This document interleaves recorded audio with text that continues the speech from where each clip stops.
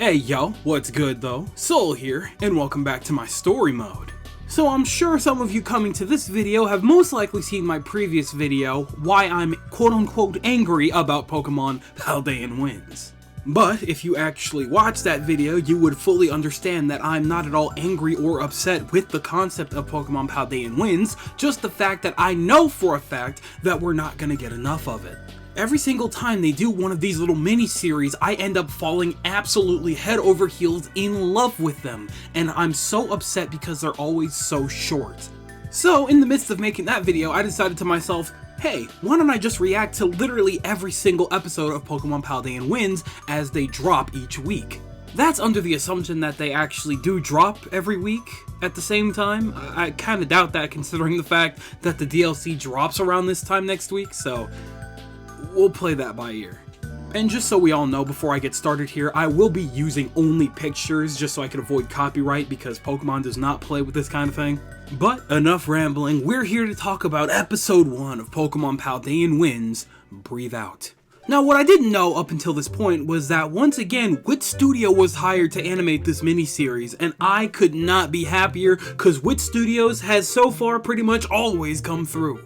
Just in case you're unaware, Wit Studio is behind some legendary projects such as the first 3 seasons of Attack on Titan, Ranking of Kings, and of course, Spy Family. I guess they figured that they did such a good job with Pokemon Hisuian Snow that they figured, hey, bring them back for a round 2, and here we are.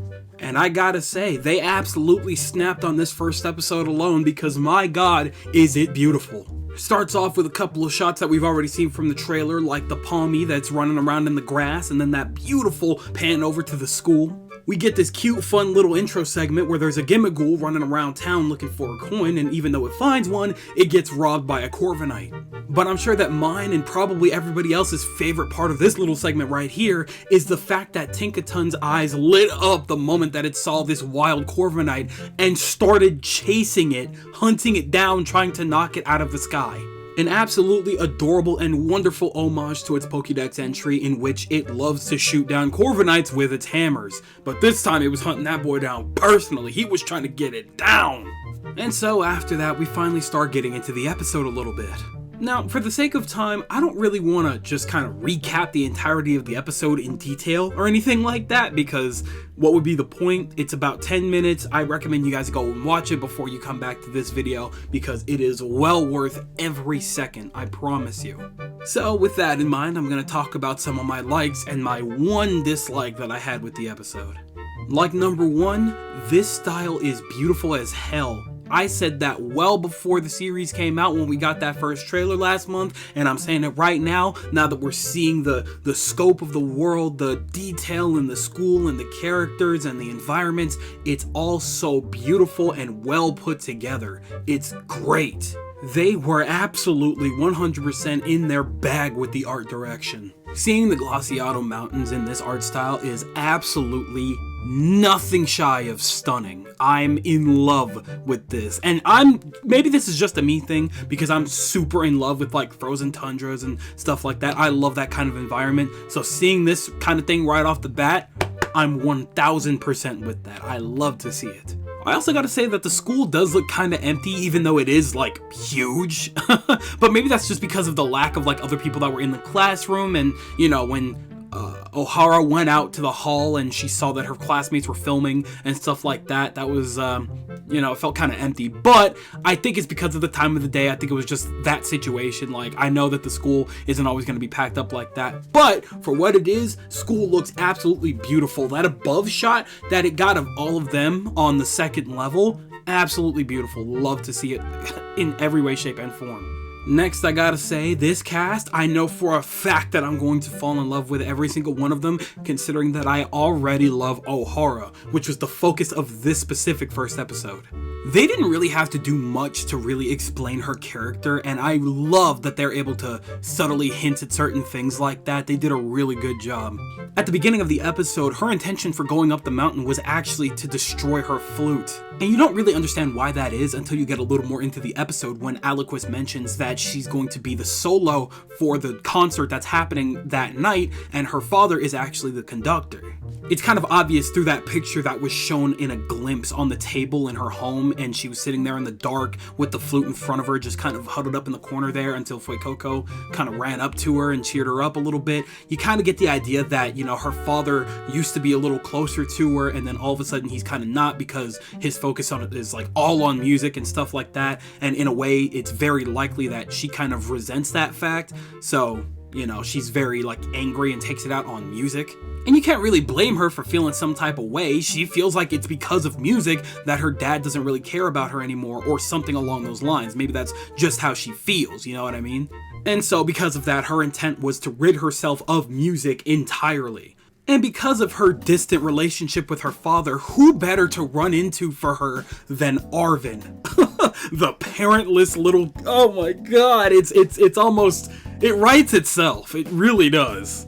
After breaking her flute, she goes back down, sets up camp, ends up talking to Professor Clavel about abandoning the project that she was assigned to do with her, Aliquis, and Homa. And, you know, she kind of explains her reasons, and Clavel's just like, you know what, I'm not going to press you, but I do think that you're more capable than, you know, what you realize. Now, I'm explaining this part specifically because we all need to understand why Fuecoco is best boy, and why nobody can tell me otherwise. My god, that thing is adorable, and I would kill for it, alright? Everybody in this room, and then myself, alright? No games. Fuecoco went down there, digging around, he's exhausted, but he found her flute for her. He found the flute and bring it to her. There is not a single cell in that little brain of his, but my god, I would defend him with my life. Immediately, once she gets the flute back, she's able to play a song, a very beautiful song, mind you, to calm down the Titan. And then she realizes, oh my god, I like music. This is for me. This is for the Pokemon and the people that enjoy my music. This is for the people that enjoy my playing. And so, despite her connections with her father, she goes on to play the solo anyhow, and it is beautiful. Well put together little concert. She's sobbing at the end of it. All the teachers are clapping for her. It was a beautiful scene. This is a beautiful episode and a beautiful miniature character arc for Ohara. I barely knew her.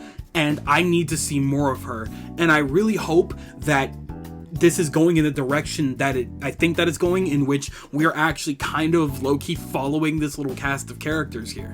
I also love that Ohara's kind of like a goofy little like shy girl, but she's also very like conscious of her classmates and friends and stuff like that. She knows Aliquis, she knows Homa. She mentioned that Aliquis has a match with Nemona that he's definitely losing that. Respectfully, Nemona's gonna whoop that man's ass, but she's very conscious of the fact that his brother's coming in town and that he's gonna watch his match, and I assume that she's gonna be there too, because, you know, I have to imagine that they're friends. You know what I mean? He got mad at Homa for interrupting their conversation. That was adorable. I can't wait to see more interactions between this cast. Now, I have to say that there are actually two gripes that I have with this episode.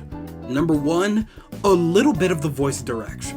And to quickly clarify, I don't think that the voice actors did a bad job whatsoever. I think that they're actually perfect of a cast for these characters. I think they did a splendid job with what they had to work with. However, I just think that some of the ways that some of the lines were delivered in this episode were a little weird.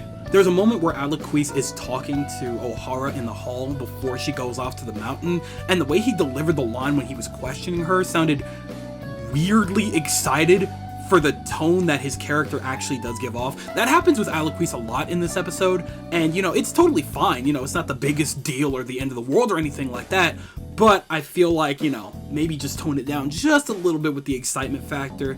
But maybe I just have to get to know Aliquis a little more to understand why he's a lot more excitable than I originally thought. But I don't know, I just thought that was weird. Other than that, though, they did do a great job. Can't wait to hear more of them throughout these next coming episodes. Can't wait. My other problem is precisely what I said in my previous video. I knew this was gonna happen. That was the quickest 11 minutes of my entire life. It went by so fast. It felt like 3 minutes. There was no way in hell that was 10 minutes. Oh my goodness. But hey, I guess when you deliver on peak, that's just kind of what happens. It made One Piece feel like 20 episodes as opposed to 1,000. But hey, maybe that's just me. And so obviously, I'm tossing the mic right up over to you. Better catch that. You better. Oh, there you go. Good job. Good arm there. Yeah. Awesome. Take it, turn it on, and tell me what you guys are thinking about Pokemon Paldean Winds Episode 1, Breathe Out.